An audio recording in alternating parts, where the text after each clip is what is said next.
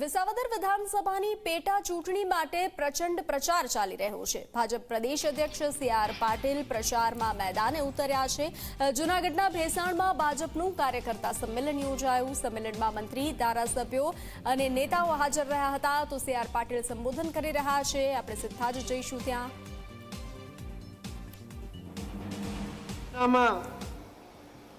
એટલા બધા પાણી વહી ગયા, એના કારણે જે કલ્લઈ લાગેલી હતી ને કલ્લઈ નીકળી ગઈ। દિલ્હીના લોકો એવું માનતા હતા કે આ દિલ્હીના વિકાસમાં આ પાર્ટીના નેતા જે કંઈ કહે છે એટલું કરશે તો દિલ્હી તો સ્વર્ગ થઈ જશે। 10 વર્ષ સુધી એમણે રાહ જોઈ। 10 વર્ષ પછી એમનો નશો ઉતરી ગયો અને જે ભાઈ સોગન ખાતા હતા, જેમના નામની સોગન ખાતા હતા અને કહેતા હતા કે જ્યાં સુધી હું જીવિત છું ત્યાં સુધી ભારતીય જનતા પાર્ટી એમને હરાવી નહીં શકે, એમના જીવતા જીવ એમને પણ હરાવી દીધા।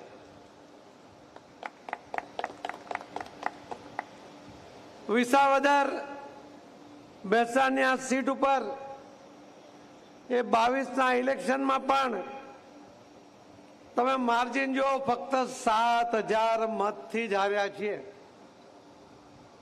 એટલે ગયા વખત કરતા 4,000 મત વધારે આવે એ પહેલી પ્રાયોરિટી છે।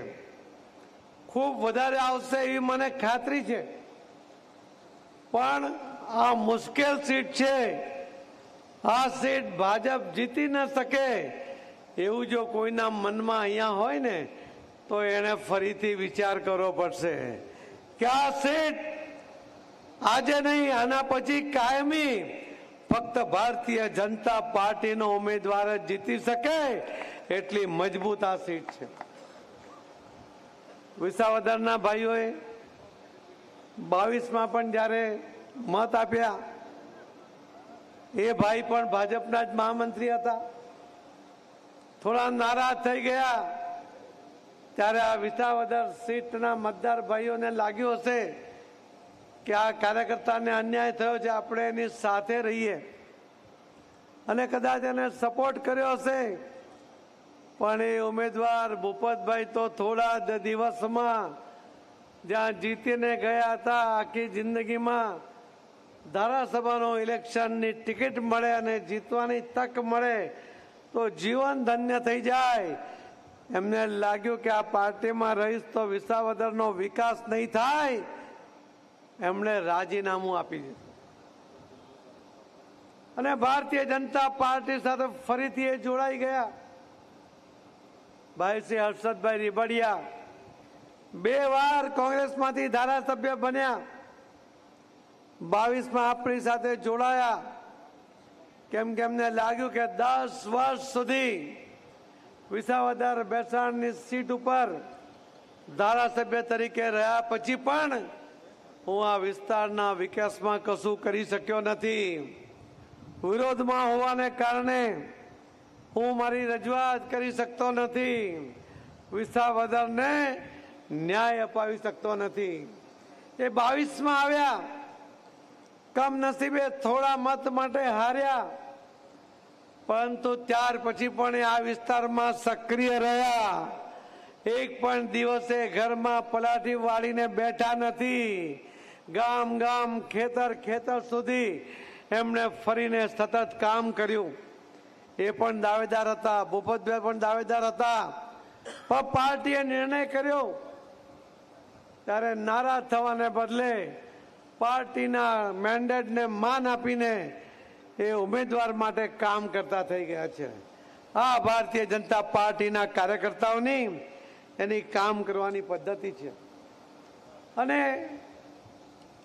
જ્યારે આ સામેવાળા ભાઈએ ફોર્મ ભર્યું ત્યારે આખા ગુજરાતમાંથી એક પણ નેતા નહીં આવ્યા। કોણ આવ્યા? તો દિલ્હીમાં હારી ગયેલા ત્યાંના મુખ્યમંત્રી, આખી સરકાર જેના કારણે ગઈ એ આવ્યા।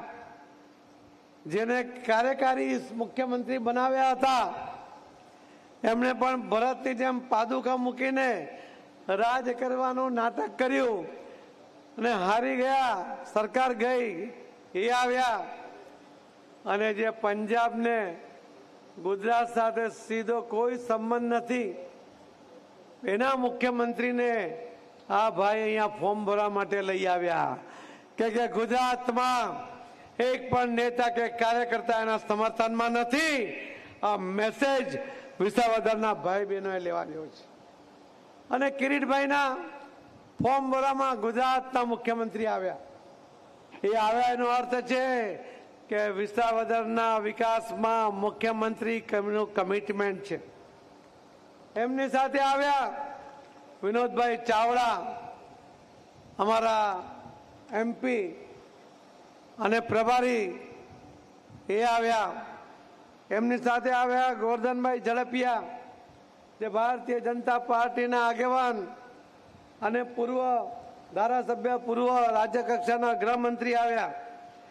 રાઘવજી પટેલ આવ્યા, ખેડૂતો માટે જેમણે પોતાની જાતને ઘસી નાખી છે, એનો દિવસ ઉગે અને દિવસ ડૂબે ત્યાં સુધી ખેડૂતોના ભલા માટે જ એ વિચારતા હોય ને કામ કરતા હોય એવા રાઘવજીભાઈ આવ્યા. કુંવરજીભાઈ બાવળિયા આવ્યા કે જે આ વિસ્તારમાં એમણે ખૂંદ્યું હોય, આ વિસ્તાર માટે કામ કર્યું હોય, આ વિસ્તારના ખેડૂતોને પાણી પહોંચાડવા માટે ખૂબ લગનથી કામ કરતા હોય એવા કુંવરજીભાઈ આવ્યા. મુળુભાઈ બેરા, ગુજરાતના કેબિનેટ મંત્રી, એ આવ્યા. શ્રી મુકેશભાઈ પટેલ, એ પણ ગુજરાત સરકારના મંત્રી, એ પણ અહીં આવ્યા. જયેશભાઈ રાદડિયા, પૂર્વ કેબિનેટ મંત્રી અને ધારાસભ્ય, એ પણ એમના સમર્થનમાં જવાબદારી લઈને આવ્યા. કોઈ કિરીટભાઈનો સારથી બન્યું છે, કોઈ એની સાથે જોડાયા છે. ચંદુભાઈ મકવાણા, કિરીટભાઈ પટેલ, કનુભાઈ બાલાડા, હર્ષદભાઈ રીબડિયા, ભૂપતભાઈ ભાયાણી, રઘુભાઈ હુંબલ, શ્રી નિરંજનભાઈ જાજમેરા, સુરતના